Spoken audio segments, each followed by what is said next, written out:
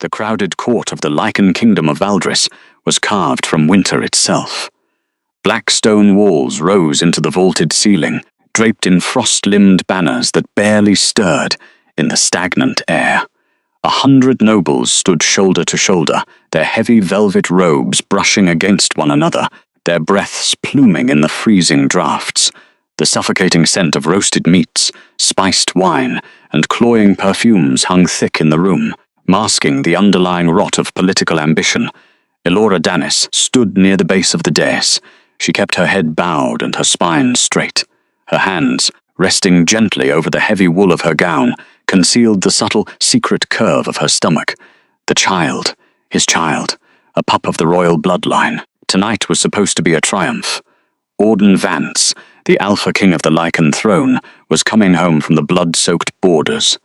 The war had raged for 6 brutal months, stretching the Pack's resources to the breaking point. But he had won, he was alive, and yet the mate bond inside Elora's chest, a bond that should have been a vibrant river of liquid silver, felt choked with ash. It lay dormant, heavy, and horribly silent. She didn't know the extent of the dark magic that had been woven in the shadows.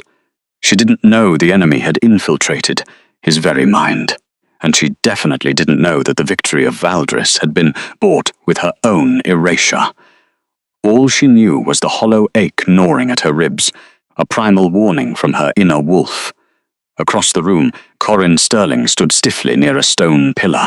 The trusted royal physician looked uncharacteristically pale. His eyes darted nervously toward the massive iron doors, his nostrils flaring as he caught a scent on the wind that no one else seemed to recognize. He knew something. He looked at Elora, his gaze filled with a desperate, silent apology, but before he could cross the room to speak to her, the war horns blared. The sound shattered the heavy silence. A deafening, triumphant roar echoed through the stone courtyard outside. The massive iron doors of the throne room groaned, then exploded inward. A gust of violent winter wind tore through the court, extinguishing half the torches in a single brutal breath. Shadows danced wildly across the black stone. Then he stepped over the threshold. Auden. He was a mountain of a man, clad in war-scarred black armor, and a heavy, snow-dusted wolf fur cloak that swept the ground behind him. His presence commanded absolute, terrifying authority. The sheer pressure of his alpha aura forced several lesser nobles to their knees in immediate submission. But as he strode into the light, Elora's breath caught in her throat like jagged glass. His scent was wrong. Where there should have been the crisp, grounding aroma of rain and pine, there was a metallic, rotting sweetness. It coated the back of her tongue, suffocating and vile. The Leith Draught, a dark magic brew of wolfsbane and shadow magic designed to selectively suppress memories of a fated mate. Elora didn't know its name yet, but her ancient healing magic, a lineage long suppressed and hidden deep within her veins, recoiled from the toxicity of it. Her wolf clawed frantically at the walls of her mind, howling in pure terror. The bond snapped into place like a key turning in a lock, but it was entirely one-sided. She felt him. He felt nothing. Auden stopped halfway to the throne. He did not look at her. Beside him, her fingers wrapped possessively around his armored forearm, was Vespera Thorn. The scheming noblewoman wore a gown of midnight blue silk that cost more than a village's yearly harvest. Her lips were curved into a sharp, victorious smile that didn't reach her eyes. She radiated a dark, triumphant energy, the metallic tang of the shadow magic clinging stubbornly to her skin. Auden's eyes, once the color of warm, molten gold that melted Elora to her core, swept across the room. They were completely devoid of light. Storm glass grey, empty, ruthless. He was a king returning to his subjects, but the man she loved was buried beneath a suffocating layer of magical frost. Vespera stepped forward, pulling Auden slightly to center stage. The court held its collective breath. Everyone knew who Elora was, or at least who she had been before the war. The whispers rippled through the crowd like venomous snakes. "My king," one of the elder councilmen murmured, stepping forward and bowing low. He cast a fleeting, uncertain glance toward Elora. "We rejoice at your return. And we welcome the Lady Vespera, whose family's reinforcements secured our eastern borders. But what of the royal household? Vespera's smile sharpened into a blade. She leaned closer to Auden, whispering something in his ear, her hand trailing over the silver clasp of his cloak. Auden's expression remained carved from ice. He turned his head, his storm-glass eyes tracking across the room, until they finally, inevitably, landed on Elora. Elora's heart stopped. She looked into the face of her husband, her mate, the father of the child growing in her womb. She waited for the spark, for the bond to fight through the poison, for his wolf to recognize hers. Nothing. He looked at her as if she were a tapestry on the wall, a piece of furniture, a stranger who had wandered into his castle by mistake. The absolute emptiness in his stare was more violent than a physical blow. The lathe draught had done its work perfectly. It hadn't just erased her name, it had excised the very concept of her from his soul. "And who is she?" Vespera asked aloud, her voice a sickly sweet melody that carried perfectly in the echoing chamber. She pointed a slender, jeweled finger directly at Elora. A servant who forgot her place. The silence that followed was suffocating. Every eye in the crowded court locked onto the Alpha King, waiting for his defense, his fury, his recognition. Auden Vance didn't even blink.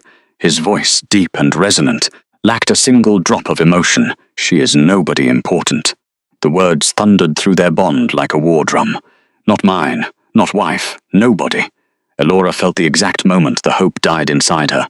It didn't burn, it just turned to ice. A lesser Omega would have broken. A lesser woman would have fallen to her knees, weeping, clawing at his armor, begging for him to remember the nights they had spent, tangled together in the moonlight. Begging him to look at the child they had made.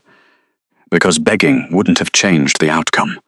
Elora refused to give Vespera the satisfaction of a spectacle. She refused to let her unborn pup feel its mother's humiliation. She didn't cry. She didn't scream. She kept her head bowed and her spine straight. She simply nodded, a single chillingly calm nod of absolute acceptance. Then she turned on her heel and walked away. The crowd parted for her in stunned silence, stepping back as if she were made of fire. Auden watched her leave like a man watching a shadow dissolve. He felt a phantom pang in his chest, a momentary tightening he couldn't explain, but the Leith draught surged, burying the sensation under a wave of apathy. Midnight. The castle was drunk on victory wine and roaring fires, celebrating the return of their king and his new, heavily armed alliances. But in the royal wing, the chambers Elora had once shared with Auden were silent, freezing. The hearth was unlit, the cold seeping through the cracks in the stone walls. Elora moved methodically. There was no time for grief. Grief was a luxury for those who were safe, and she was surrounded by enemies. If Vespera possessed the dark magic required to poison an Alpha King's mind, she would not leave a loose end like Elora alive. The Leith draught made Auden blind to her, which meant he would not protect her when Vespera's assassins came in the dark. She stripped off the heavy, embroidered silk gown of the royal court, letting it fall to the floor in a pooled heap of useless luxury. She dressed for survival, thick wool tunics, leather breeches, and sturdy fur-lined boots. She strapped a hunting knife to her thigh, not used, not owned, chosen. She took nothing that belonged to the crown, no jewels, no gold, no fine cloaks. She packed only a few strips of dried meat, a water skin, and a medical satchel containing herbs for her pregnancy. She paused before the large oak vanity table. Resting on the polished wood was the shattered pocket watch. It was a silver-threaded pocket watch, containing dried winter rose petals, and Elora's original mating ribbon. The glass covering the face had been cracked during an ambush months ago, a memory Auden had cherished because she had healed his wound that day. She reached out, her fingertips tracing the spiderweb fractures in the glass. For a fraction of a second, her composure fractured. A single tear slipped down her cheek, warm against her freezing skin. She opened the clasp. The mechanism clicked. Immediately, it released a distinct scent of cedar and rose when opened, the pure, unadulterated scent of their mating bond before the war, before the poison. She closed it with a sharp snap. She did not put it in her satchel. Instead, She placed it dead center on the empty vanity table. It was deliberate. It was a time bomb. When the morning sun broke, the ambient warmth would trigger the magical residue within the silver threads. The scent would fill the room, and when Auden eventually walked into this chamber, the sudden, violent clash between the pure scent of the shattered pocket watch and the foul rot of the leather draught in his veins would shatter his memory block. The physical pain would be unimaginable. He would remember everything, and he would realize she was already gone. A frantic, muffled knock at the heavy oak door broke her concentration. Elora's hand dropped to her hunting knife as the door cracked open. A small, trembling figure slipped inside. Martha Finch. The compassionate castle maid was breathing heavily, her face flushed with terror. Over her arm, she carried a thick, heavy winter sack containing a weather-treated travelling cloak and extra rations.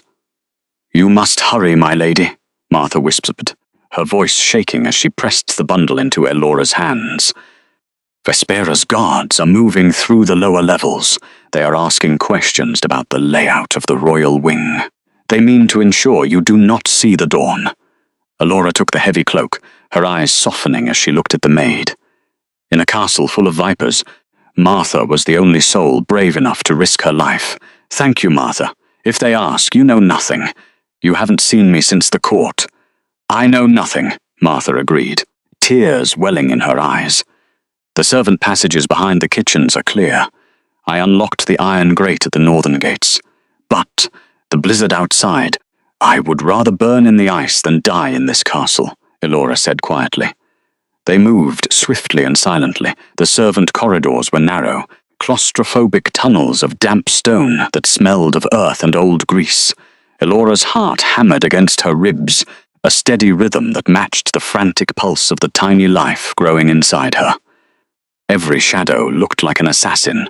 Every draught of wind sounded like a drawn blade. They reached the iron grate at the northern edge of the fortress, the boundary line of the Lycan kingdom of Valdris. Martha pushed the heavy iron bars open. The wind howled through the gap, a demonic shriek that promised death to anything caught in its path. Beyond the walls, the world was a violent, blinding wall of white. The blizzard was absolute. "May the moon goddess guide you," Martha whispered, clutching Elora's hand one last time. "Where will you go north?" Elora rasped, pulling the hood of the heavy cloak over her silver-white hair.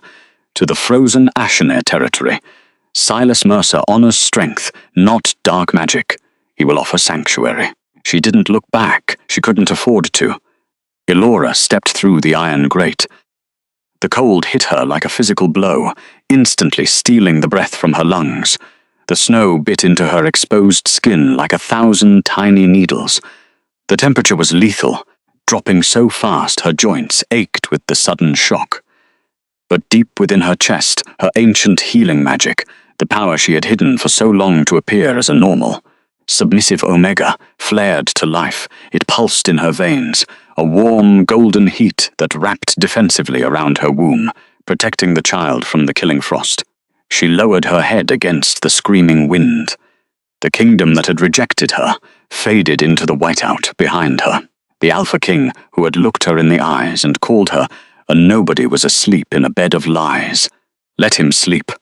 When he woke, his nightmare would just be beginning. She kept her head bowed and her spine straight. Step by agonizing step, she disappeared into the freezing blizzard past the northern gates. The snow did not welcome her, but it did not judge her either. It merely fell, heavy and relentless, burying her footprints the moment her boots lifted from the drifts. The Lycan castle of Valdris, a towering fortress of black stone and brutal history, vanished behind a veil of blinding white. She did not look back, because looking back meant acknowledging the ghost of the man she had left behind. She kept her head bowed, her spine straight. Every step was a battle against the elements. The winter wind howled across the frozen tundra, a physical force trying to push her to her knees. But Elora Danis had spent her entire life learning how not to break. She had survived the cruelty of a pack that saw her as weak.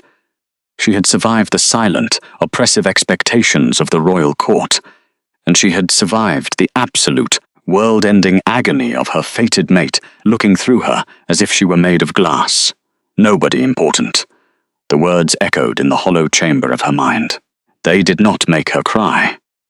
The time for tears had burned away the moment she stood in that crowded hall, watching Alpha King Auden Vance, her husband, her true mate, the man who had promised her eternity in the quiet dark of their chambers, introduce her to the nobility as a stranger. His eyes, usually a fierce, protective molten gold, had been flat, empty, shadowed by the dark magic. She hadn't known then that Vespera Thorn had laced his wine with the Leith Draught, a dark magic brew of wolfsbane and shadow magic. She hadn't known the brew was designed to selectively suppress memories of a fated mate, and she definitely hadn't known that Auden's cruelty was born of a curse rather than a choice. All she knew was the physical sensation of the mate bond snapping, recoiling like a severed artery in her chest. She had nodded, calmly, quietly. She had accepted the rejection without a single tremor in her voice, turning her back on the smirking face of Vespera Thorn and the confused, murmuring court. She had not begged, she would never beg, not used, not owned, chosen, and if he did not choose her, she would walk into the ice. A sharp, biting gust of wind tore through her cloak, snapping her back to the freezing present. Her fingers were numb inside her thin gloves, her lips were cracked and bleeding. The temperature was dropping fast, the kind of deep, lethal cold that claimed lives before dawn. But she was not alone. Deep within her core, the ancient magic pulsed, the healing bloodline she had suppressed to hide her true worth from a kingdom obsessed with ancestral power now flared to life. It did not warm her skin or her freezing extremities. Instead, the river of liquid silver magic pooled strictly in her abdomen, weaving a tight, glowing cocoon of warmth around her womb. She pressed a trembling, numb hand to her stomach. The pup, Auden's heir, a secret safely hidden beneath the heavy wool. The golden heat of the magic held the child safe against the killing frost. She would survive this. For the life growing inside her, she would cross this frozen wasteland. She would walk until she reached the Ashenir territory, where Silas Mercer's honor held more weight than the dark politics of Valdris. She closed her eyes, forcing her frozen legs to keep moving. The memory of her escape hours earlier flickered behind her eyelids, the midnight bell tolling, the frantic, hushed whispers in the servant corridors. Martha Finch, the compassionate castle maid, pressing this very cloak over Elora's shoulders. Martha's hands had trembled. "They won't notice until dawn, my lady." Martha had wept softly, her eyes wide with terror and sorrow. "You must be gone before the sun rises." Elora had only touched the maid's cheek, a silent gesture of profound gratitude, before slipping out through the iron gates. She had left with nothing but the clothes on her back and the fragile life in her womb. Well, almost nothing. She had left a single item behind, a monument to a murdered bond. Miles behind her, the heavy darkness over the lichen castle of Valdris finally began to fracture. Dawn did not break with warmth. It bled into the sky like a bruised, pallid grey light, illuminating the snow-choked courtyards and the frost-rimmed windows of the royal wing. Inside his grand, opulent chambers, Alpha King Auden Vance woke with a violent gasp. He shot up in the massive four-poster bed, his chest heaving as if he had been held under water. Cold sweat slicked his heavily scarred torso. His hands clawed at the thick furs, his knuckles turning white. He couldn't breathe. A suffocating, crushing weight pressed down on his sternum. He blinked against the dim light, his vision swimming. The room smelled of cloying lavender and heavy musk, the lingering scent of Vespera Thorn, who had stood too close to him in the court the night before. The scent made his stomach churn with sudden, inexplicable nausea. His inner wolf, the massive primal entity that usually thrummed with steady authority beneath his skin, was tearing at the bars of his mind. The beast was panicking, howling in a pitch of pure, soundless agony. Why? Auden swung his legs over the side of the bed. The stone floor was like ice against his bare feet, but he barely felt it. He pressed the heel of his hand against his temple. A brutal, throbbing headache spiked behind his eyes. The Leith Draught in his veins felt like liquid lead, heavy and confusing. He tried to remember the events of the previous evening. He remembered the court. He remembered securing the Northern alliances. He remembered dismissing a woman, a quiet Omega with lowered eyes, nobody important. The words echoed in his skull. As soon as his mind formed them, a shockwave of physical pain ripped through his chest. He doubled over, gasping, clutching his heart. Lie. The word thundered through his blood. It was not a thought. It was a biological rejection. His wolf snarled at the memory, snapping its jaws against the dark magic that clouded his brain. Auden stood up, swaying unsteadily. He didn't call for his guards. He didn't put on his royal mantle. He only wore his loose linen trousers as he stumbled out of his chambers into the dimly lit, vaulted stone hallway. He didn't know where he was going. He only knew that he had to move. An invisible frayed tether was dragging him forward.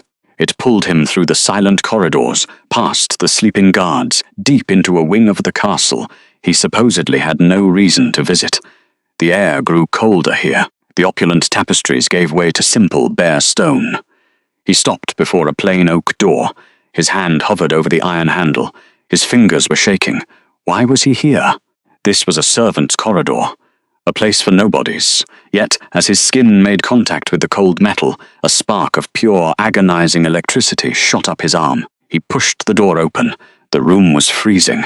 The window had been left unlatched, allowing the blizzard's biting wind to sweep a dusting of white snow across the wooden floorboards. The narrow bed was perfectly made, untouched.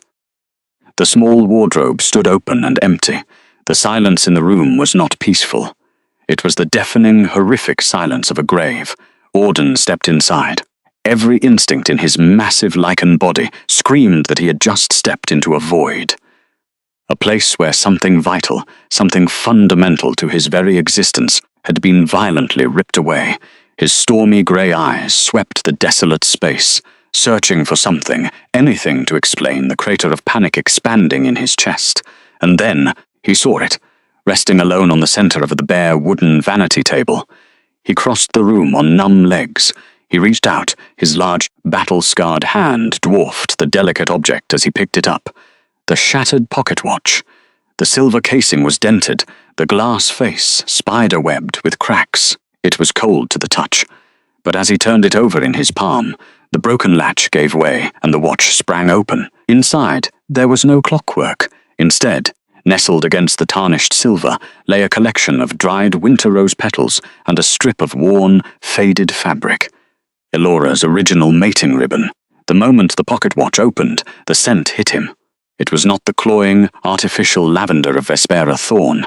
It was a crisp, impossibly pure scent of cedar and rose. It was the smell of the first snow in the deep woods. It was the smell of home. It was the smell of his soul. The scent crashed into his senses like a physical blow. It bypassed the dark magic of the Leith draught entirely, striking directly at the deepest, most primal core of his lichen biology, the mate bond. The reaction was instantaneous and catastrophic. The shadow magic of the curse, which had been wrapped tightly around his memories, suddenly met the overwhelming, undeniable biological truth of the fated connection's trigger. The clash of magic and nature detonated inside Auden's mind. He dropped the shattered pocket watch. It hit the floorboards with a dull thud. Auden fell to his knees. A scream, raw and blood-curdling, ripped from his throat as the mental block shattered like glass. The pain was absolute. It felt as if a jagged blade had been driven through his skull and dragged down his spine. His bones actually cracked under the pressure of his wolf, lunging forward to reclaim its territory. "Arg!" he roared, his hands tearing at his own hair as he collapsed onto the snow-dusted floor. The memories did not return gently. They exploded behind his eyes in a violent, blinding torrent. Elora. He saw her face, her soft, storm-quiet eyes, the way she had smiled at him in the dark, the way her small hands had traced the scars on his chest. He felt the warmth of her body pressed against his. He remembered the night he had claimed her, the fierce, possessive roar of his wolf declaring her, his equal, his Luna, his everything, Elora. And then the memories of the past weeks crashed in. He saw himself pushing her away. He felt the cold, unnatural indifference that the Laeth draught had injected into his veins. He remembered the confusion in her eyes, turning to quiet, devastating resignation, and then the ultimate horror. Last night, the crowded court, he saw himself standing beside Vespera Thorn. He saw Elora stepping forward, her dignity radiating like a quiet sun, and he heard his own voice, distorted by the dark magic, ringing out over the silent hall. Nobody important. The realization of what he had done struck him with the force of a falling mountain. He had looked at his soulmate, the other half of his spirit, the woman his wolf worshipped, and he had thrown her away. He had publicly humiliated her. He had broken her heart into 1,000 irreparable pieces. The pain in his chest was no longer magical. It was the sheer, suffocating agony of total, unadulterated heartbreak. His lungs seized. He couldn't drag air in. He was drowning in his own colossal failure. His eyes, wide and unseeing, snapped from storm-glass grey to a blinding, furious molten gold. But the fire in them was not anger at an enemy. It was the burning, horrific realization of his own damnation. He scrambled on the floor, his large, shaking hands desperately gathering the dried winter rose petals and the frayed mating ribbon that had scattered when the shattered pocket watch fell. He clutched them to his chest, bringing the ribbon to his face. He inhaled her scent, a desperate, sobbing gasp. "Elora," he choked out, the name ripping from his throat like torn flesh. "Elora. No, no, no." The heavy oak door burst open behind him, slamming against the stone wall. Corin Sterling, the royal physician, stood in the doorway. His robes were thrown on hastily, his medical bag clutched in a white-knuckled grip. Corin had known. He had recognized the physical signs of the memory curse weeks ago, the slight dilation of Auden's pupils, the unnatural coldness of his skin. But Vespera's family had threatened his life, and he had been kept silent, waiting in terror for the dark magic to consume the king entirely. But Corin did not see a king consumed by shadow. He saw a broken, monstrously powerful alpha kneeling in the snow dust, clutching a frayed ribbon to his face, his massive shoulders shaking with violent, uncontrollable sobs. Auden slowly turned his head to look at the physician. The Alpha King's face was a mask of sheer, unmitigated devastation. The Laeth draught was gone, burned away by the devastating power of the restored soul link and the agonizing truth. "She's gone," Auden rasped. His voice dropped to a guttural growl that shook the very stones of the castle. It was the sound of a man watching his own heart walk out of his chest, knowing he was the one who had driven the blade. Corin took a trembling step back, the sheer force of the king's grief hitting him like a physical shockwave. He opened his mouth to speak, to offer some medical platitude, but the words died in his throat. Because there was no medicine for this. Some wounds could only be healed with love, and Auden Vance had just banished his to the lethal frozen wastes. "My king," Corin whispered, his voice shaking. Auden didn't look at him anymore. He stared down at the empty floor, his molten gold eyes welling with tears that fell and froze on the cold wood. He gripped the ribbon so tightly his knuckles bled. "I did this," order to the empty room, the absolute horror of his actions breaking him wide open. "I threw her away." The mate bond, now fully awake and unclouded, stretched out into the distance, seeking its other half. But instead of the warm, grounding presence of his mate, Auden felt only a terrifying hollow ache extending miles into the freezing north. The bond was a thin, frayed golden thread, shivering against the overwhelming, lethal cold of the blizzard. She was out there in the ice, alone.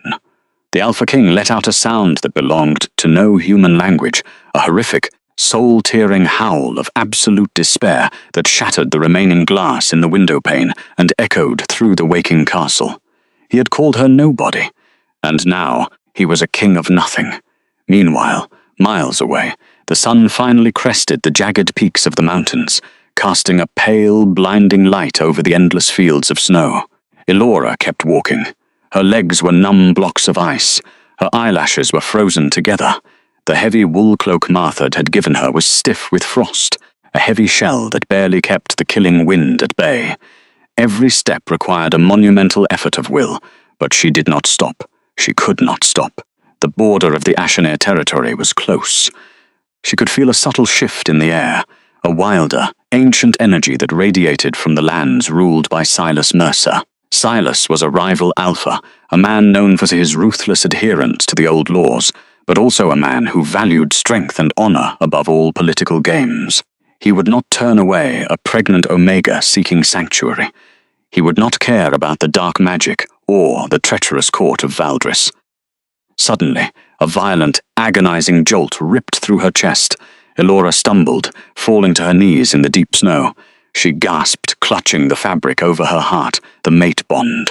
It was no longer a dull, severed ache. It was suddenly blindingly alive, screaming with a wave of sheer, unadulterated panic, grief, and a desperate, clawing need. Auden. The Leith draught had broken. She could feel it. The dark magic that had clouded his mind had been shattered, and now the full, devastating weight of the bond was crashing back into him. She could feel his horror. She could feel his agonizing regret pouring through the golden thread of the mate bond. He knew. He finally knew what he had done. For a single fleeting second, her heart betrayed her. It fluttered with a desperate, pathetic instinct to turn around, to run back into the arms of her mate, to soothe the horrific pain she could feel him experiencing. But Elora closed her eyes, breathing through the phantom agony. She remembered the court. She remembered his cold, empty eyes. She remembered the smirks of the nobility as she was dismissed like a stray dog. Auden Vance was an Alpha King. He had allowed his court to be infiltrated by dark magic. He had allowed himself to be poisoned by Vespera Thorn's ambition. And when the shadows had clouded his mind, his instinct had not been to protect her, but to discard her. She pressed her frozen hands to her abdomen, feeling the warm, liquid silver pulse of her hidden magic protecting their unborn child. Pleading for her rightful place had been entirely useless back then, and returning to him now, when he was broken and desperate, would only prove that she was the submissive, dependent Omega they all believed her to be. She had stepped aside once, believing herself unworthy. She would never step aside again. Elora forced herself to stand up. Her joints popped in protest, her muscles screaming in agony. She ignored the frantic pulling sensation of the mate bond in her chest. She took a deep breath of the freezing air, her spine snapping straight. She turned her face toward the Ashenir border, leaving the agonizing cries of the Alpha King to echo endlessly in the icy wasteland behind her. She walked on, into the cold, into her future. The grief did not simply fade, it weaponized. Alpha King Auden Vance remained on his knees in the freezed, snow-dusted servants' quarters for exactly 10 minutes. For 10 minutes, the most powerful apex predator on the continent allowed the absolute, world-ending agony of his own catastrophic mistake to tear through his veins. He clutched the shattered pocket watch to his chest, his thumb tracing its silver-threaded casing. Inside, the dried winter rose petals had spilled over the cracked glass, releasing the fading scent of cedar and winter rose, along with Elora's frayed mating ribbon. He let the horrific reality of the empty room carve a permanent crater into his soul. His mate was gone, driven into a lethal blizzard by his own cursed words. Then the weeping stopped. The silence that followed was not peaceful. It was the terrifying, heavy stillness that precedes a massive tectonic shift. Slowly, the sovereign lowered his hands. His broad, heavily scarred shoulders stopped shaking. When he finally lifted his head, the storm-glass grey of his eyes had been completely incinerated. In its place burned a pair of molten gold irises, glowing with such violent, unadulterated primal fury that the ambient temperature in the room plummeted. His inner wolf, previously suffocated by the Leith draught, was now fully awake, and it demanded blood. He rose to his feet. The massive alpha did not stumble this time. His spine snapped straight, his muscles locking into the rigid, lethal posture of a warlord who had just realized his castle was occupied by an enemy. The shattered pocket watch and the frayed ribbon were carefully, reverently tucked into the pocket of his linen trousers, pressed directly over his hammering heart. Corrin Sterling, still standing frozen in the doorway, took an involuntary step backward. The royal physician could feel the sheer, crushing weight of the alpha aura radiating from the man. It was suffocating. It tasted of ozone and impending violence, a physical pressure that made the doctor's lungs seize. "Alpha," the physician rasped, his medical bag trembling in his grip. "Where is she?" The monarch's voice was unrecognizable. It was a guttural, vibrating growl that seemed to emanate from the very bedrock of the fortress. It lacked any trace of human civility. "The noblewoman is holding court in the morning room," Corin answered immediately, not needing to ask which woman the sovereign meant. "Celebrating the new alliances." Auden did not reply. He simply walked past the doctor, his bare feet making no sound against the freezing stone floor. The journey from the servants' wing to the opulent upper levels of the fortress was a march of silent terror. The castle was fully awake now, bustling with servants carrying silver trays of roasted meats and fine wines to satisfy the nobles who had lingered from the previous night's festivities. But as the towering, half-dressed figure of the sovereign moved through the corridors, the morning cheer died instantly. Guards in heavy iron armor took one look at his glowing golden eyes and immediately dropped to their knees, bowing their heads so low their helmets scraped the stone. Maids pressed themselves flat against the tapestries, holding their breath, terrified that a single sound might draw the attention of the apex predator stalking past them. The air pressure dropped wherever he stepped. Frost bloomed in his wake, crawling up the walls like crystalline spiderwebs. He reached the heavy, gilded double doors of the morning room. He did not pause, he did not knock. He simply raised a single battle-hardened hand and pushed. The doors exploded inward. The massive iron hinges shrieked, tearing free from the stone framework as the heavy wood crashed violently against the interior walls. The deafening sound shattered the elegant, melodic chatter of the room in an instant. Dozens of high-ranking nobles froze, their crystal goblets halted halfway to their lips. At the head of the long mahogany table sat Vespera Thorn. The scheming noblewoman was dressed in pristine white silk, looking every bit the triumphant queen she believed herself to be. She held a silver teacup, her lips curved into that familiar sharp smile. But as the dust settled and the towering silhouette of the enraged sovereign stepped through the ruined doorway, that smile vanished. The cloying, artificial scent of her lavender perfume hit his senses. Just hours ago, under the influence of the dark magic, he had tolerated it. Now, with his mind wiped clean of the poison, the smell made his wolf violently nauseous. It was the scent of treason. It was the scent of the parasite who had stolen his memories and driven his true mate into the ice. "Auden?" the Dark Witch breathed, her voice faltering as she slowly stood up.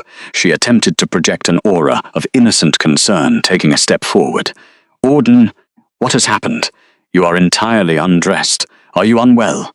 "Do not speak his name," Corin's voice echoed from the hallway. The physician stepped into the room behind the monarch, his own fear eclipsed by a sudden righteous anger. "The Leith draught is broken, Vespera. He remembers everything."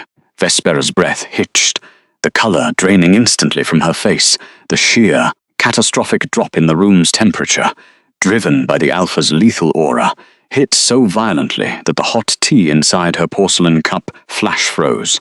The delicate china cracked apart in her manicured hand, splitting with a sharp, terrifying snap. Shards of ice and porcelain rained onto the marble floor. That single, violent fracture was the only sound in the suffocating silence of the hall. The surrounding nobles began to back away, pressing themselves against the gilded walls, their political instincts warning them of the lethal danger radiating from the center of the room. Auden moved. He did not rush.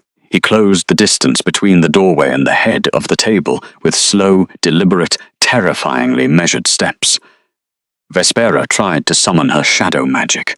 Her hands twitched, a faint wisp of dark, metallic energy curling around her fingertips. But before she could even weave the first syllable of a defensive spell, Auden released the full, unrestrained force of his dominance. It hit the room like a physical shockwave. Several lesser lords collapsed to the floor. Gasping for air, Vespera was driven to her knees, the sheer atmospheric pressure of his aura forcing her spine to bend. She choked, clutching her own throat, her eyes wide with sudden, primal terror as the massive man stopped inches from her kneeling form. He did not strike her. Touching her would defile the hands that belonged to his mate.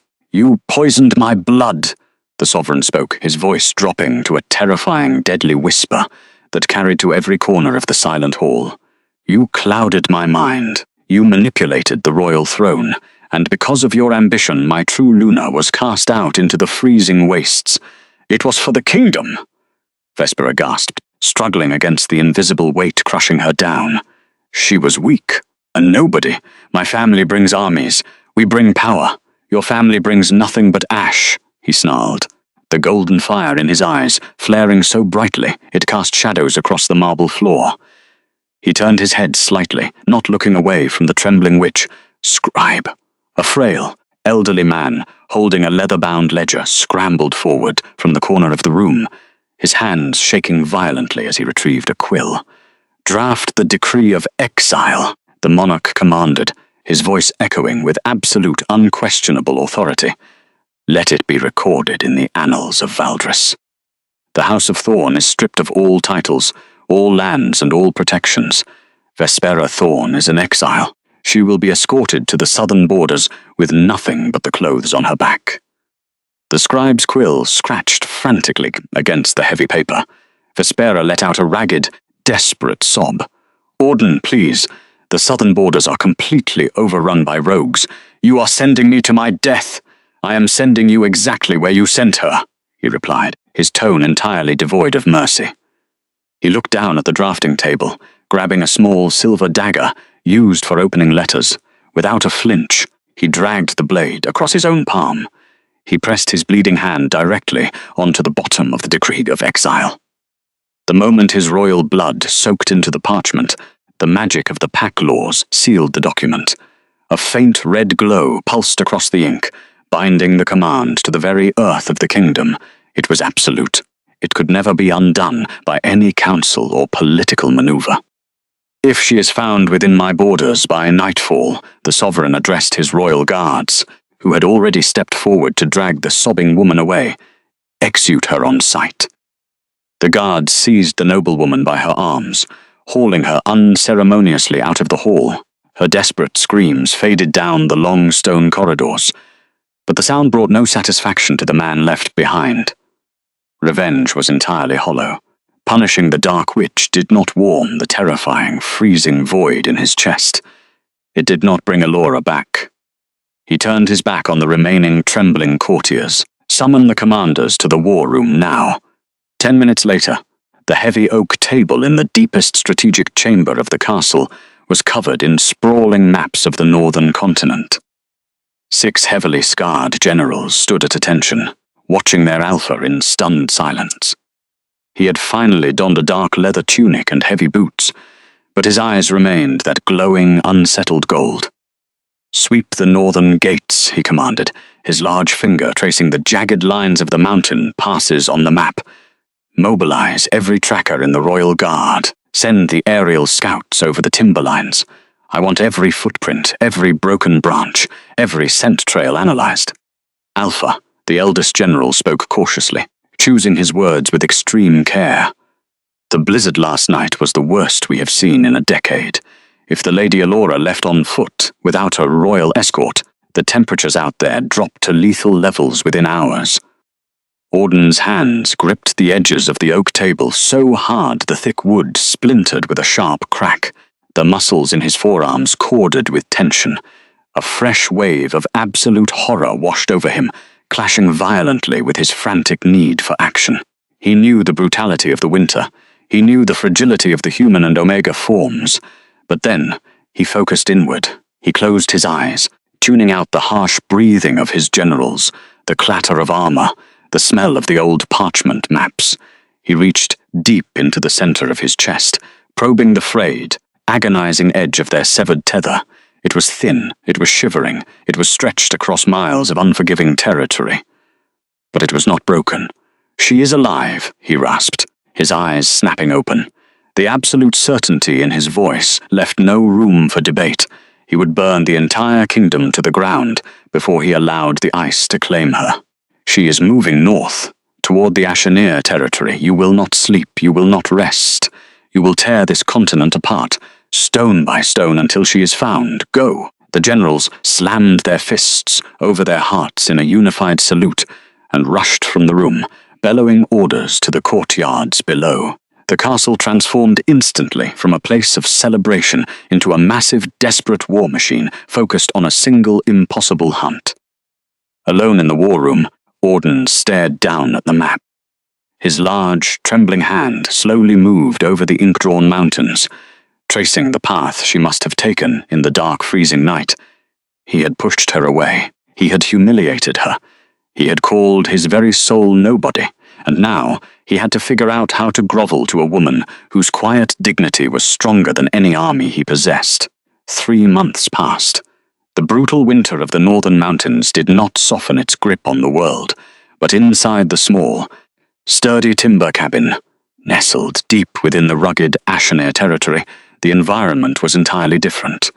The hearth fire burned with a steady, defiant warmth, casting dancing orange shadows against the thick, insulated wooden logs of the walls. The air inside the sanctuary was thick with the comforting aromas of roasted root vegetables, crushed pine needles, and sweet, simmering chamomile tea. Elora Danis stood near the heavy wooden table in the center of the room. Her sleeves rolled up to her elbows, her hands moved rhythmically, kneading a thick mound of bread dough. She looked entirely different from the silent, suffocated woman who had stood in the royal court of Valdris. The heavy, restrictive velvets of the southern nobility were gone, replaced by simple, practical wool tunics and a soft, oversized woven shawl draped over her shoulders.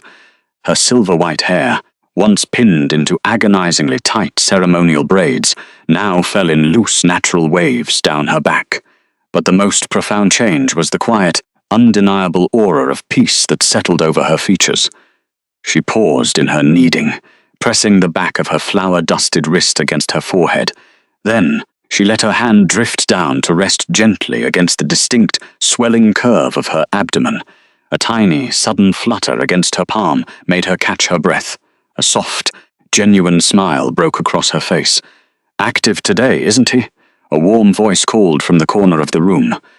Martha Finch sat near the roaring hearth, carefully mending a tear in a thick winter cloak.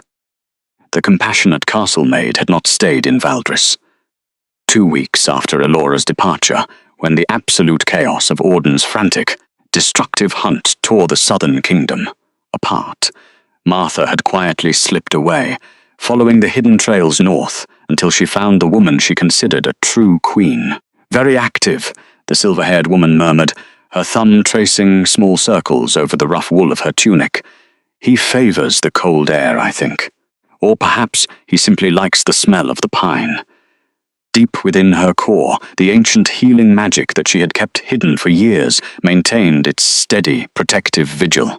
The river of liquid silver energy flowed seamlessly around the growing life, ensuring the pup remained strong despite the harsh environment of their exile. Elora had embraced her lineage here in the north. The Ashenir pack, ruled by the Honorable Silas Mercer, did not demand submissive silence from their Omegas. They respected survival. They respected strength. And Elora had proven hers by crossing the lethal tundra entirely alone. But even in this safe haven, the ghosts of the past refused to completely vanish. Deep in the center of her chest, the mate bond remained a constant, dull, thumping ache. Over the past 3 months, the golden thread connecting her soul to the south had vibrated with relentless, exhausting waves of desperate emotion. She could feel his frantic searching.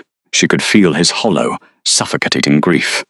She knew that Auden had broken the dark magic. She knew that the Letheth draught no longer clouded his mind, and that the Sovereign was tearing the continent apart, trying to find her. But knowing he was sorry did not erase the memory of his empty, storm-glass eyes looking right through her. A sudden, sharp knock at the heavy timber door broke the peaceful silence of the cabin. Martha instantly stopped her sewing, her body going completely rigid. In the remote Ashenir territory, visitors were rare, and unannounced visitors in the middle of a snowstorm were usually dangerous. Elora calmly wiped the flour from her hands with a clean cloth. She did not panic.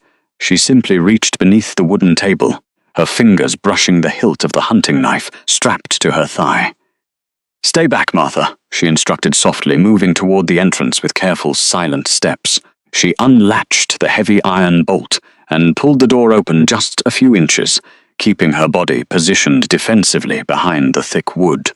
The freezing wind immediately howled through the crack, blowing a flurry of white snow onto the floorboards. Standing on the small wooden porch, shivering violently beneath a heavy, snow-covered traveling cloak, was a figure she never expected to see again. "Corin?" she whispered, her eyes widening in pure shock. The royal physician of Valdris looked as though he had aged 10 years. His face was gaunt, his lips blue from the cold, and he leaned heavily on a wooden walking staff. His medical bag was clutched tightly to his chest. "My lady," the doctor rasped, his voice barely audible over the roaring wind. He offered a weak, trembling bow. "Please, forgive the intrusion. I had to know you were safe." Elora quickly pulled the door completely open, stepping aside. "Get inside, quickly, before the frostbite sets in." Martha rushed forward, helping the exhausted physician shed his frozen heavy cloak and guiding him to the sturdy wooden chair nearest the hearth. Elora immediately poured a steaming cup of chamomile tea and pressed it into his shaking hands. The doctor drank deeply, his eyes closing as the warm liquid finally brought color back to his pallid cheeks. "You took a massive risk coming here, Corin," the pregnant Omega said quietly, taking a seat across from him. "The Ashenir borders are heavily guarded. Silas Mercer does not take kindly to Valdris officials wandering his lands." "I did not come as an official," Corin replied, his breathing slowly steadying. He looked at her, his gaze sweeping over the simple cabin, the flour on the table, and finally resting on the unmistakable swell of her abdomen. A look of profound relief washed over his tired features. "I came as a healer who failed his patient. I knew the Dark Witch was poisoning him, Elora. I recognized the physical signs of the memory curse weeks before he returned to court, but they threatened my family. I stayed silent when I should have spoken." "You survived," she corrected gently, bearing no malice toward the man. "Vespera Thorn was ruthless. You did what you had to do. And Orden is currently doing what he has to do," the physician noted, his tone turning grave. "He exiled her that very morning. He has not slept a full night in 3 months. He has deployed the entire army. He is a man walking through a nightmare of his own making, desperately searching for a light he extinguished." Elora's expression remained perfectly composed. She looked down at her hands, the dull ache in her chest, flaring slightly at the mention of his suffering. "I did not ask you here to deliver his apologies, Doctor." "I know," Corin said softly. He set the empty teacup on the hearthstone and reached into his leather satchel. He pulled out a rolled sheet of thick, ancient-looking parchment. "I came because I have a duty to ensure the health of the royal line, and to confirm what my eyes already suspected before you left." He carefully unrolled the document on the wooden table. It was an ancient diagnostic parchment, a sacred relic used by the elite healers of the courts. Woven with spell thread and coated in a reactive alchemical dust, it was designed to read the vital signs and magical signatures of anyone who touched it. "May I?" he asked respectfully, gesturing toward her hand. Elora hesitated for a fraction of a second. Then, projecting the quiet, unyielding sovereignty she had cultivated in the ice, she extended her arm, placing her palm flat against the center of the crisp paper. Corin murmured a low, ancient syllable. Instantly, the alchemical dust on the diagnostic parchment reacted. A brilliant, pulsing light bloomed across the surface of the paper. It traced the outline of her hand in a bright, vivid silver, the exact color of her suppressed healing magic. But then, branching off from the silver lines, a second color emerged. A fierce, unmistakable ribbon of molten gold ink spiraled outward, forming the ancient runic symbol of the royal lineage. Martha gasped softly from the corner of the room, covering her mouth with her hands. Corin stared at the glowing gold ink, his eyes shining with awe. "It is confirmed," he whispered, his voice thick with emotion. The heartbeat is strong, the magic is perfectly balanced. You are carrying Auden's child, a true royal heir." The golden light illuminated Elora's calm, stoic features. She did not cry. She did not break down in relief.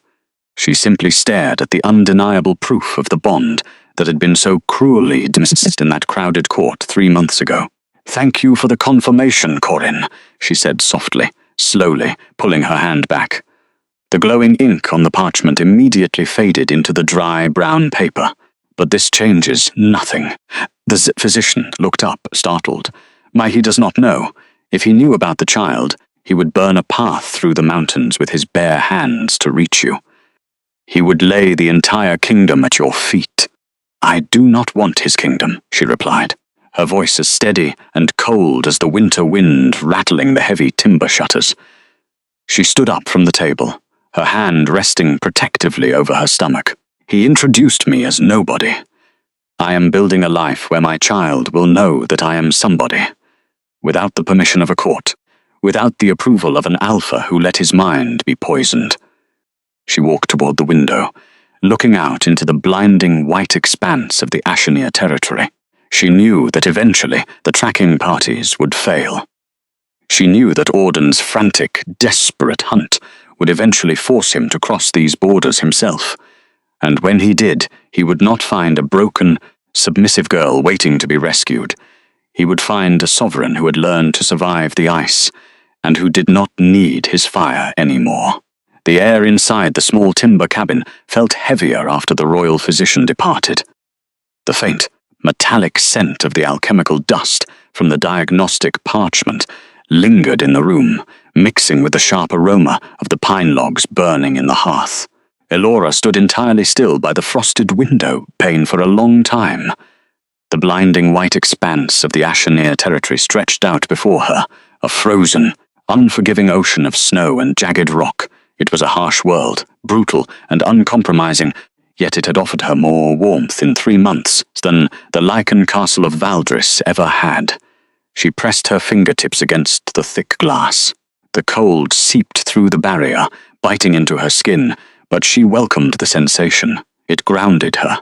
It reminded her that she was alive, that the blood flowing through her veins belonged entirely to her, and not to the political machinations of a poisoned court.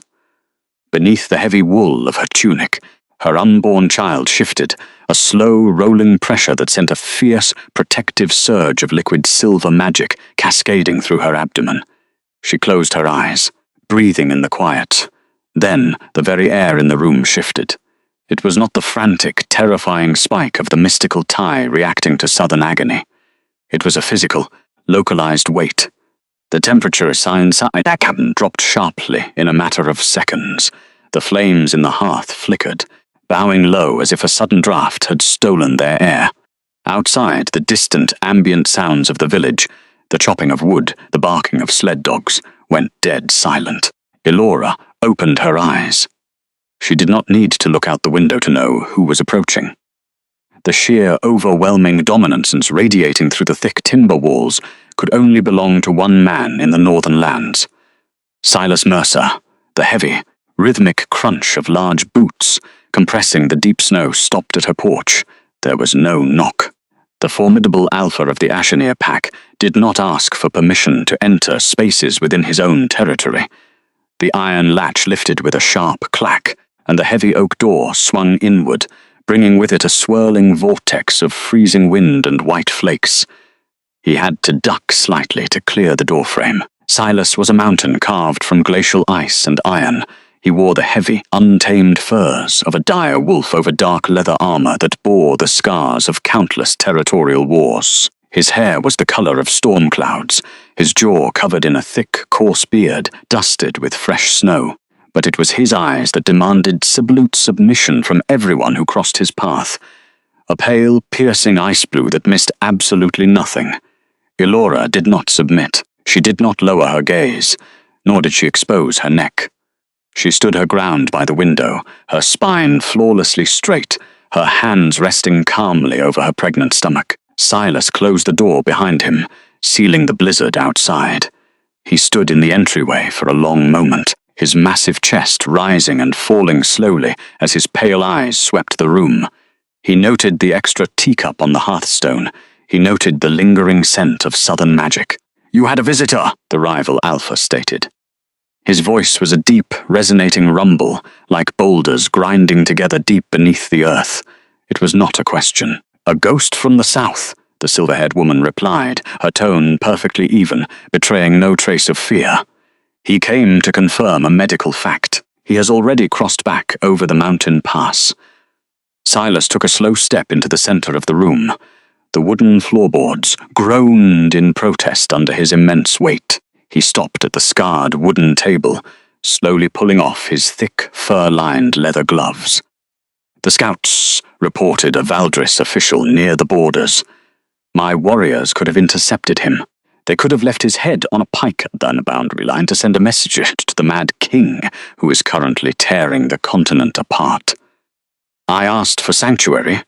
Alpha Mercer," she said quietly, stepping away from the window to face him fully.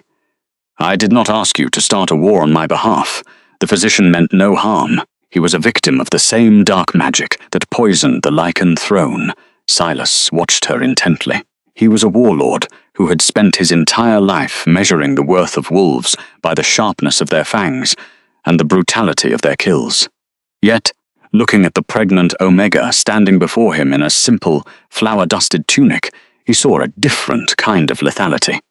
He saw a woman who had been publicly discarded, stripped of her titles, and cast into a lethal blizzard, only to rebuild herself into something utterly unbreakable. He reached into the heavy leather pouch strapped to his broad belt. When he withdrew his hand, he placed an object dead center on the wooden table. It landed with a heavy, metallic thud. Elora looked down. Resting on the scarred wood was a massive dark steel ring. It was roughly forged, brutal in its simplicity, bearing the deeply engraved crest of the Ashenir pack.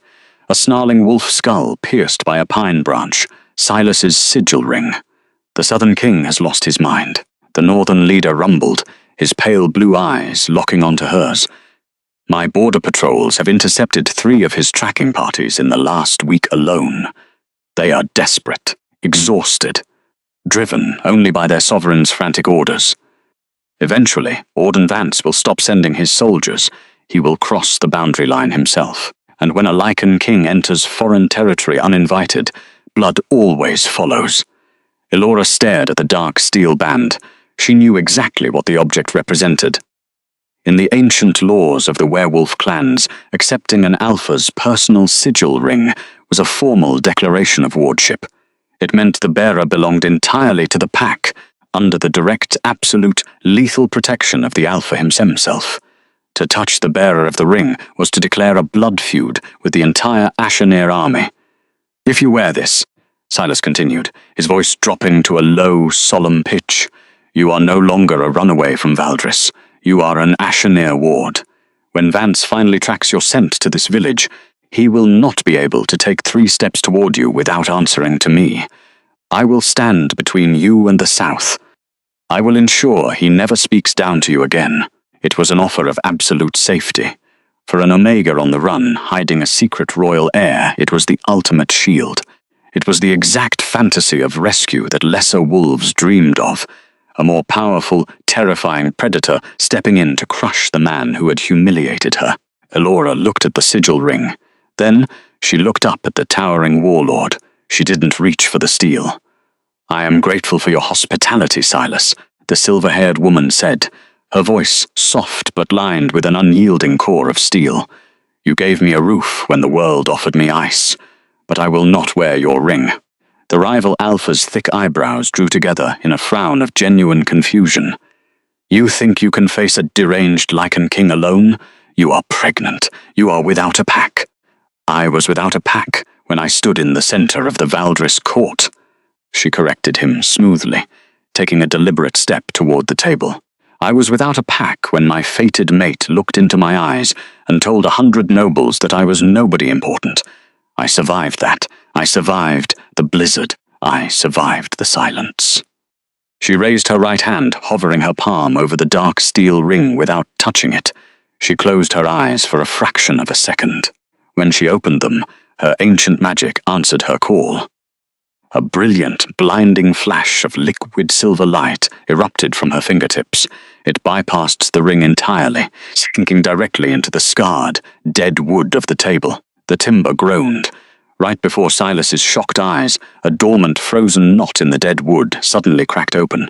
A tiny, vibrant green sprout of a pine needle pushed its way through the scarred surface, thriving on the raw, ancient healing energy radiating from her veins. I am not a broken thing that needs to be hidden behind the broad shoulders of a new alpha, she breathed, her eyes glowing with the fierce, suppressed power of her lineage. The silver light cast sharp, beautiful shadows across her face. I will not trade one alpha's shadow for another's fortress. When Auden Vance arrives, he will not find a frightened ward cowering behind the Ashenir army. He will find me, standing on my own 2 feet, and he will have to look at what I have built without him.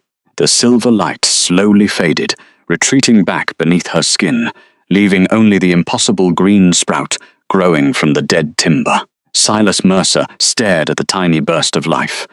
The warlord, who had never taken a step back in his entire violent existence, slowly exhaled a breath of profound, absolute reverence. He looked at the quiet woman, finally understanding the sheer magnitude of the sovereign standing in his territory. She didn't need fangs. She didn't need claws. Her dignity was a weapon sharper than any blade he possessed. Slowly, the massive alpha reached out. He did not take the ring back. Instead, he simply pushed it an inch closer to her side of the table. "Keep it," the warlord ordered softly, the rough edges of his voice completely smoothed out by respect. Not as a collar, not as a ward, but as a promise from an ally.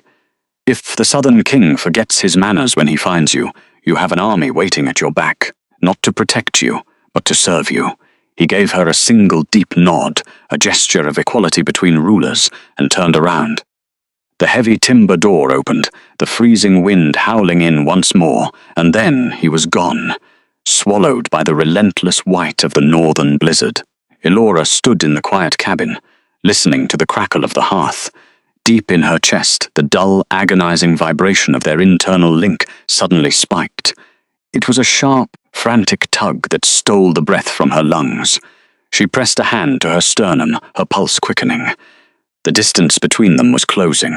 Miles away at the jagged, treacherous southern edge of the Ashenir territory, the storm was absolute.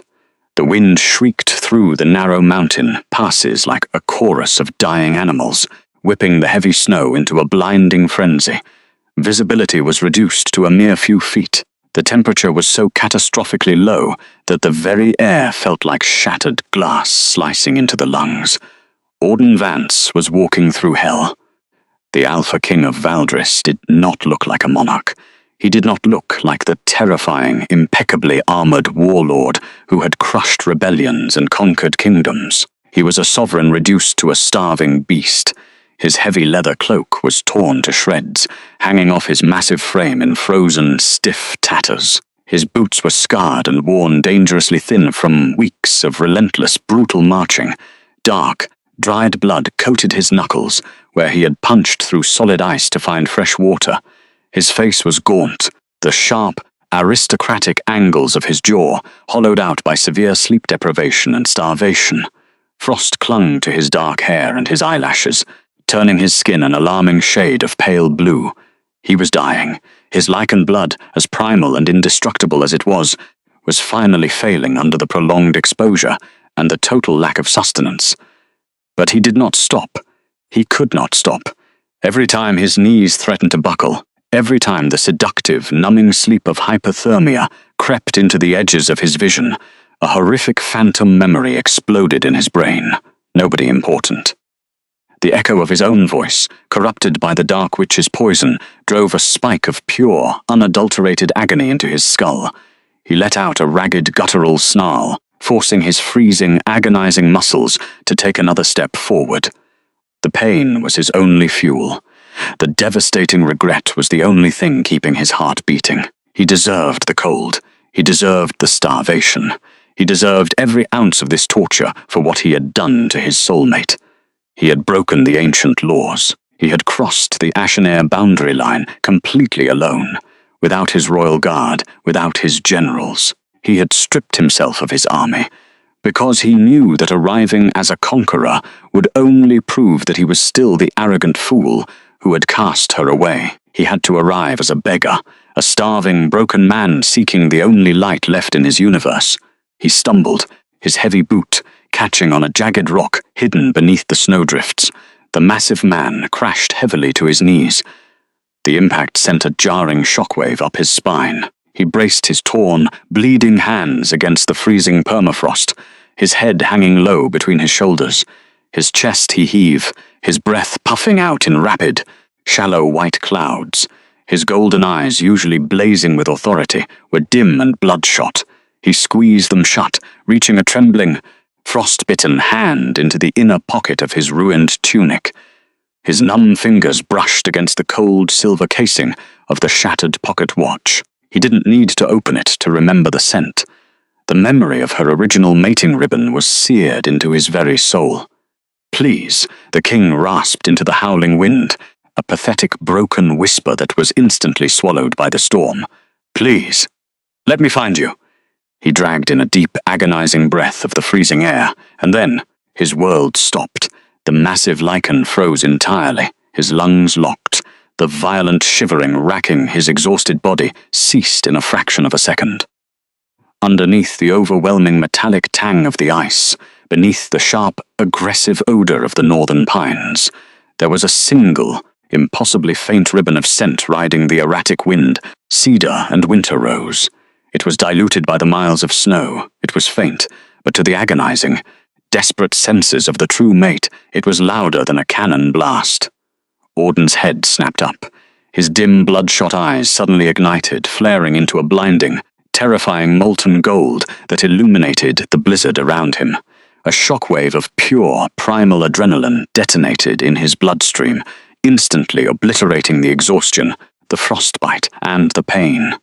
His inner wolf, which had been whimpering in the dark void of his mind for 3 months, suddenly threw its head back and let out a soundless roar of absolute, singular obsession. Mine, he surged to his feet. He wasn't stumbling anymore. The scent was a physical tether, a lifeline dragging him forward through the lethal drifts. He moved with terrifying, predatory speed, his massive legs eating up the treacherous terrain. He tore through a dense thicket of frosted evergreens, the sharp branches slashing at his face and tearing his clothes, but he felt absolutely nothing. The storm began to break as he descended the mountain pass into the lower valleys. The blinding whiteout thinned, revealing a rugged, sprawling settlement nestled deep within a protective ring of ancient timber. The Ashenair village. Auden slowed his frantic pace as he reached the tree line at the edge of the settlement. He pressed his massive, battered frame against the rough bark of a giant pine tree, remaining hidden in the deep shadows. His chest was heaving violently. His heart was hammering against his ribs with such concussive force he thought his sternum might crack. The village path ahead was treacherous. The harsh winter sun was attempting to melt the top layer of the snow, creating a thick, slushy morass of freezing water and dark, churned earth. The muddy street was lined with sturdy timber cabins, their chimneys puffing thick grey smoke into the overcast sky. It was a rugged, unpolished place, entirely devoid of the marble columns and velvet luxury of the southern courts. Auden's golden eyes tracked frantically over the few villagers moving through the muddy square. A blacksmith hammering iron, a group of heavily furred hunters carrying a fresh elk carcass. None of them were her. Panic, cold and sharp, began to claw at the edges of his mind. What if the wind had tricked him? What if the scent was just a phantom hallucination conjured by his dying brain? Then, the heavy timber door of a nearby baker's hut swung open. Auden stopped breathing. A woman stepped out onto the raised wooden porch. She wore a simple, unadorned wool tunic and a heavy woven shawl. Her hair, striking silver white, was not pinned up in the agonizingly tight braids required by the Valdris nobility. It fell in loose, natural waves, blowing gently in the freezing wind. She was holding a small, woven basket containing a warm loaf of bread. Ilora. The sight of her hit the Alpha King with the concussive force of a physical blow. His knees actually buckled slightly, his massive hands digging into the bark of the pine tree to keep himself standing. She was alive. She was real. She was breathing. Auden drank in the sight of her like a man who had wandered a desert for a lifetime and finally found an oasis. She did not look broken. She did not look like the silent, humiliated girl who had curtsied to his cruel dismissal. She looked radiant. The harsh northern climate had brought a flush of healthy color to her cheeks. She was smiling, a soft, genuine, unguarded smile, as she spoke to the elderly baker standing in the doorway. The sovereign felt a fresh, agonizing wave of self-loathing wash over him. She was thriving here, in the mud, in the cold, away from him. The realization that his absence had brought her peace was a blade twisting slowly in his gut. He opened his mouth, preparing to step out of the shadows, preparing to call her name, to drop to his knees in the slush and beg for whatever scraps of mercy she might be willing to throw him. But before he could move, the harsh northern wind swept through the village square.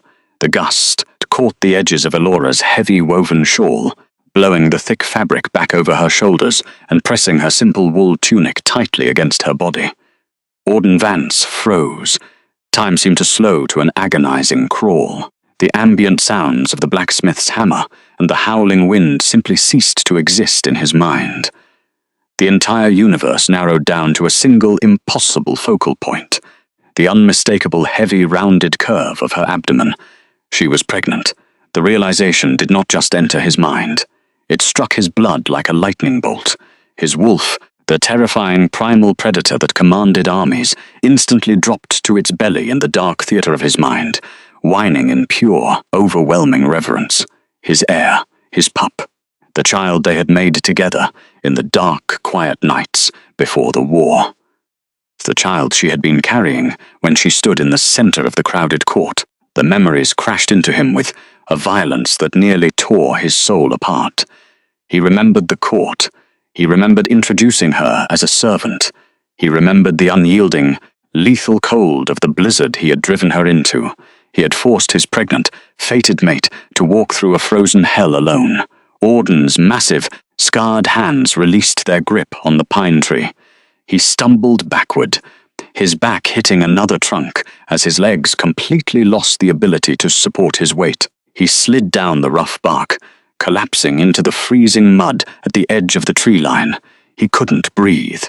The sheer colossal magnitude of his failure was suffocating. He had nearly murdered his own bloodline. He had subjected the woman he worshipped to horrors he couldn't even fathom, while she had been carrying his child in silence. She hadn't begged. She hadn't used the pregnancy as a shield against the court's mockery. She had simply nodded, packed her bags, and walked into the ice to protect their pup from his poisoned madness. The Alpha King of Valdris buried his face in his torn, bleeding, frostbitten hands. His massive shoulders began to shake, not from the freezing wind, not from the starvation, but from the catastrophic, soul-crushing weight of his own unforgivable sins. He was a monster, and monsters did not deserve forgiveness. Out in the village square, Elora paused. She turned her head slightly toward the dark tree line, her silver-white hair catching the pale winter sun. A sudden, heavy warmth flared in the center of her chest, a violent pulse along the golden thread of the mate bond. She did not smile. Her eyes, quiet and profound as a storm, locked onto the shadows beneath the pines. He had finally arrived. The freezing gale, sweeping off the jagged Ashenir peaks, seemed to die the moment the sovereign stepped out from the shadows of the ancient pines.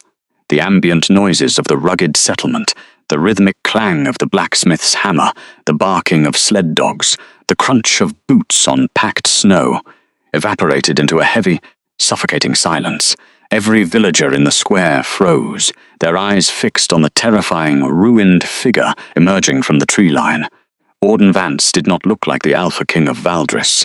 He looked like a casualty of a brutal, unforgiving war. His heavy leather armor hung in frozen, shredded tatters across his massive frame. His face was gaunt, hollowed out by weeks of starvation and severe sleep deprivation. the aristocratic angles of his jaw hidden beneath a thick layer of frost and dark, dried blood, but it was his eyes that paralyzed the onlookers. The storm-glass grey that had coldly dismissed his fated mate months ago was entirely gone, incinerated by a pair of blinding, molten gold irises that locked onto the wooden porch of the baker's hut.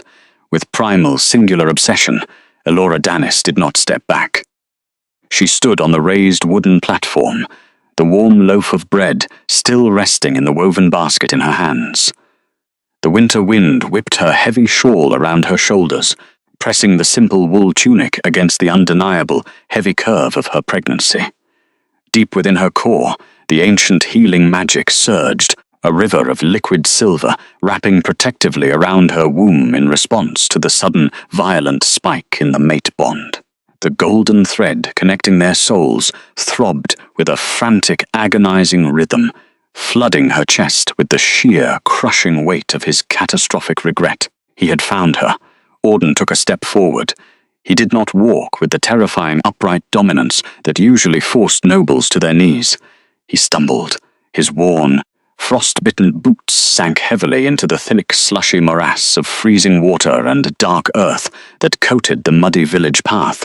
He dragged his massive weight forward, his gaze never leaving her face, terrified that if he blinked, she might dissolve into the blizzard like a phantom. 3 paces from the wooden steps, his failing legs finally gave out. The apex predator collapsed. His massive knees hit the freezing slush with a heavy, wet thud, splashing dark mud across his torn trousers and bare, bleeding knuckles. He did not try to catch himself.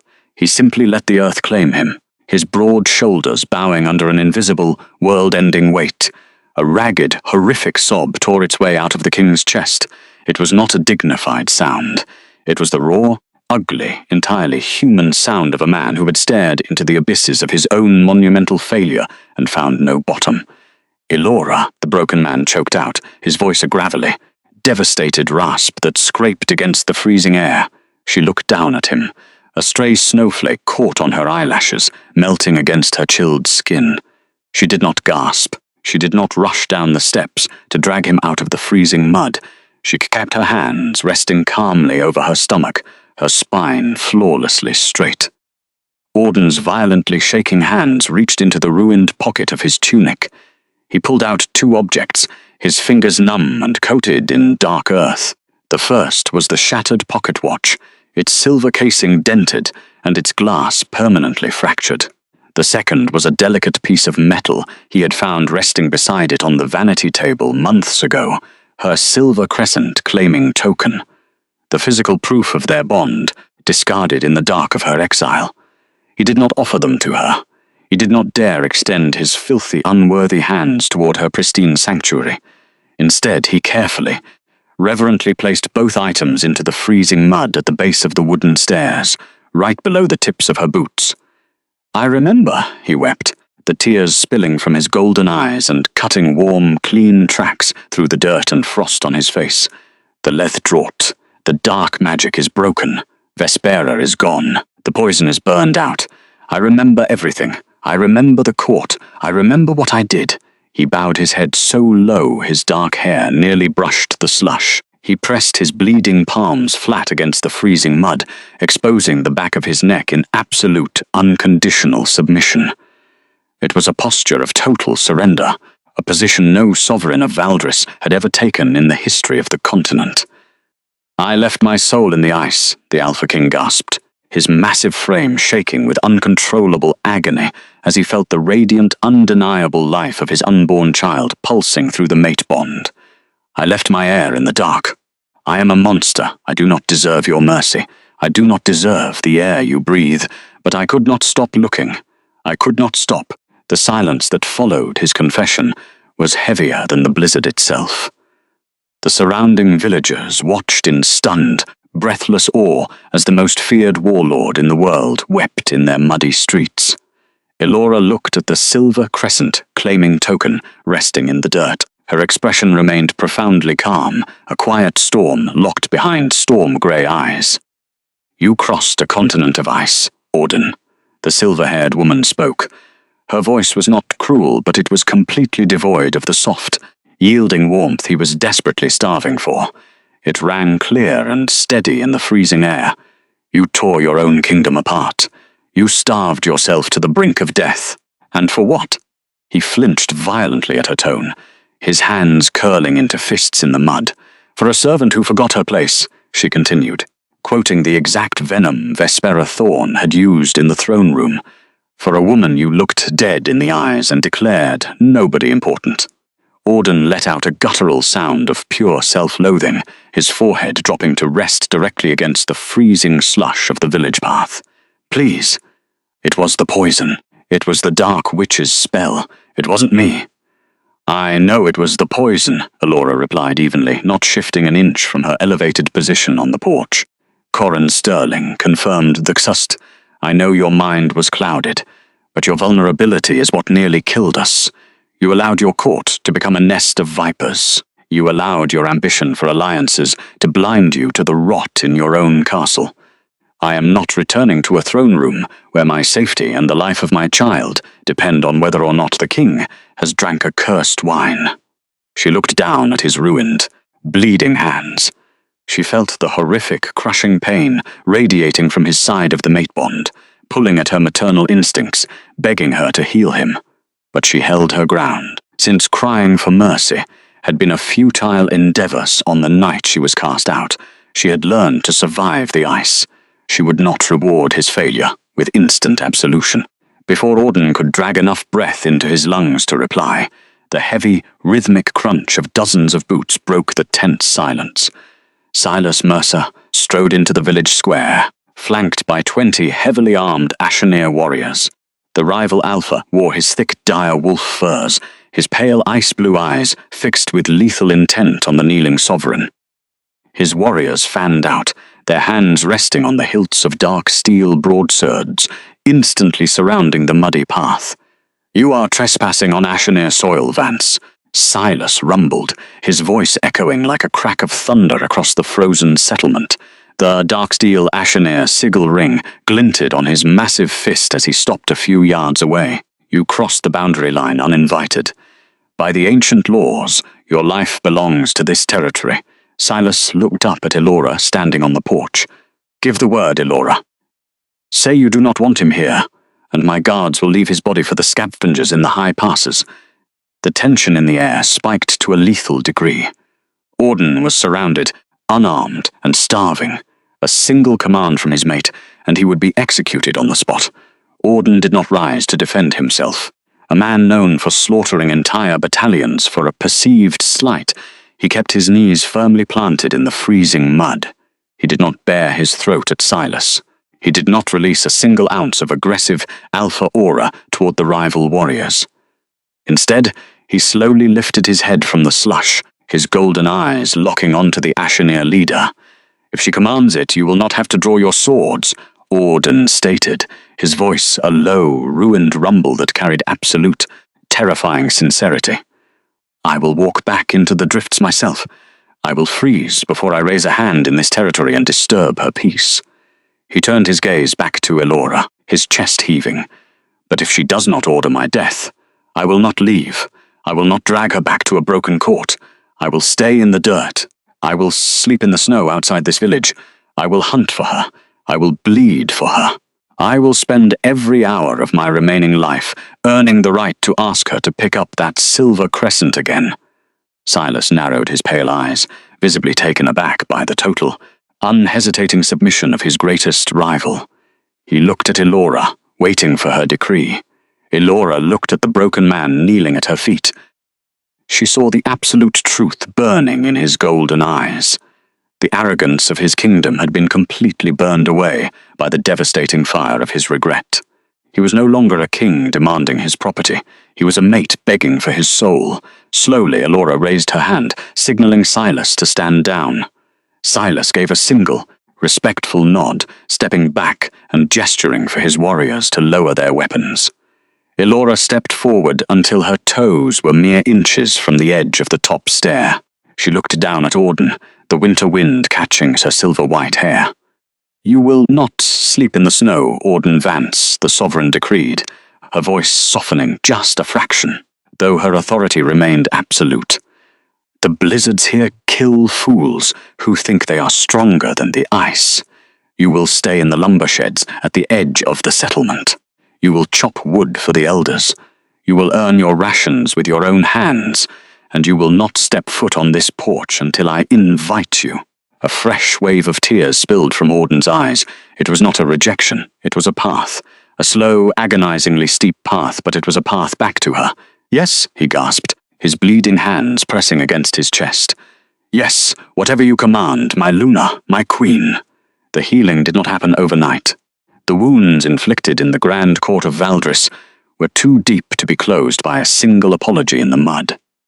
For the next 2 months, the Alpha King of Valdris lived as a common laborer in the freezing Ashenir territory. He slept on a cot in the drafty lumber sheds.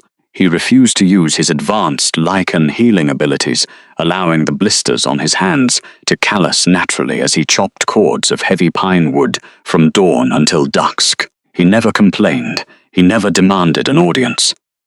Every morning, Elora would open the heavy oak door of her timber cabin to find a fresh stack of perfectly split firewood, a basket of rare winter berries he had hunted in the treacherous high passes, and a single, pristine winter rose resting on the threshold. He respected her boundary with religious devotion.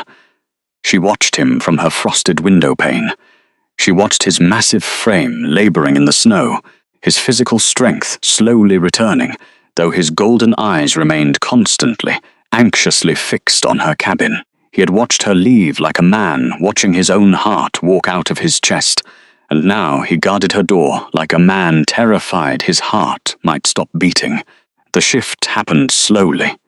It started with a quiet invitation to share a cup of chamomile tea on the porch.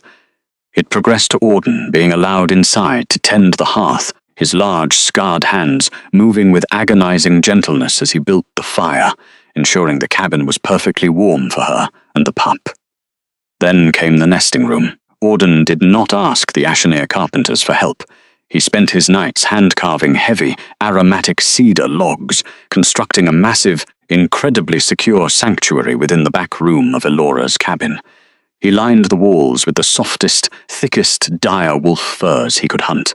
He built a reinforced timber cradle, his bleeding fingers sanding the wood until it was as smooth as glass.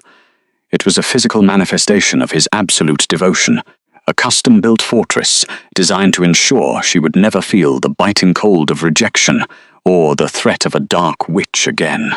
When he finally finished, he stood in the doorway of the nesting room, his head bowed, waiting for her judgment.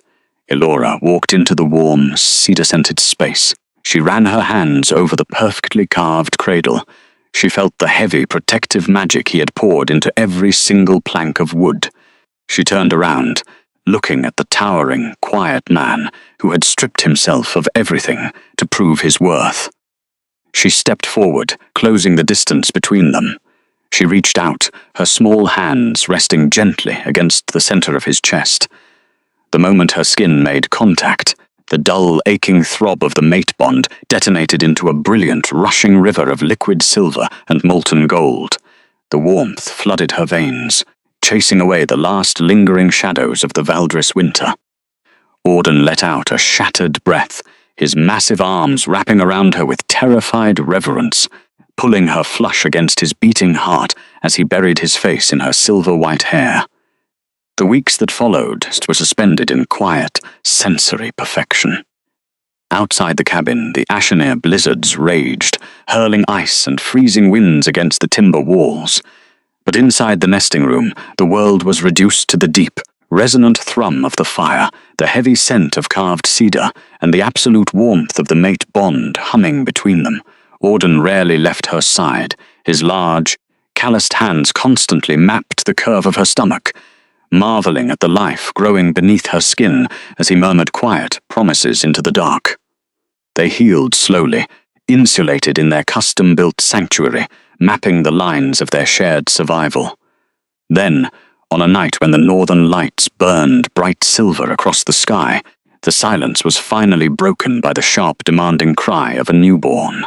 Inside the cedar-scented nesting room, Elora lay exhausted against the thick furs, her skin glowing with a faint silvery luminescence. Resting against her chest, wrapped tightly in a soft woolen blanket, was a healthy, fiercely vocal infant son. Auden knelt beside the bed, tears streaming freely down his face. He reached out a trembling finger, and the newborn immediately grasped it with astonishing strength. The baby opened his eyes, blinking against the warm firelight. They were a piercing, unmistakable, brilliant molten gold. The true royal heir of Valdris had been born in the mud and the timber of the north, far away from the poisoned politics of the southern courts. And he was safe. It was spring when they finally returned to Valdris. The heavy iron doors of the throne room groaned and swung open, not with a violent blast of winter wind, but with a warm, steady breeze that carried the scent of blooming cedar and winter rose. The 100 nobles who had stood in this very room months ago were gathered once more. But this time, there were no smirks, there were no venomous whispers. The air was thick with absolute, suffocating terror. They remembered the mad king who had torn the continent apart. They knew the dark witch Vespera Thorn was dead, having frozen in the southern wastes without her titles. Auden Vance strode into the hall. He wore his royal armor, but he did not walk with the arrogant stride of a conqueror. He walked a half step behind the woman at his side.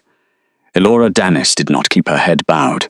Her spine was straight, her chin held high.